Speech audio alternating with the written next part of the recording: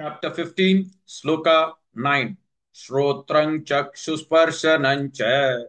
Shrotrang chakshusparshanancha. Shrotrang chakshusparshanancha. Rasanangranameva.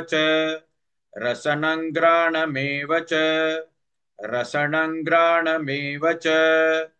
Shrotrang chakshusparshanancha. Rasanangranameva.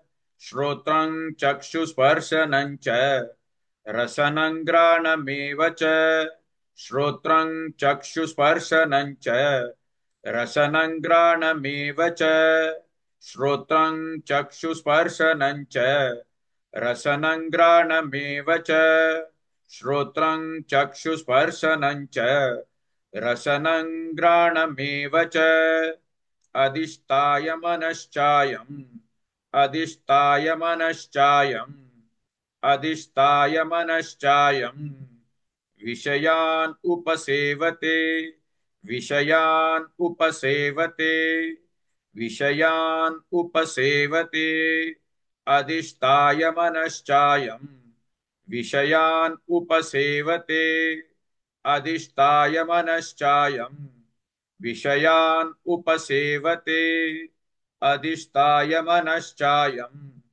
विषयान् उपसेवते अधिष्ठाय मनश्चायम् विषयान् उपसेवते अधिष्ठाय मनश्चायम् विषयान् उपसेवते श्रोत्रं चक्षुस्पर्शनं च रसनं घ्राणमेव च अधिष्ठाय मनश्चायम् विषयान् उपसेवते.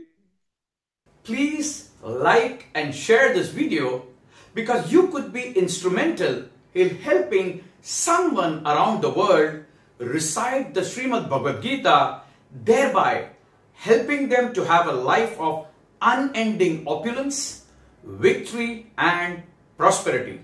This is mentioned in chapter 18, Sloka 78. Yes, don't forget to buy my book, Leadership Can Be Child's Play.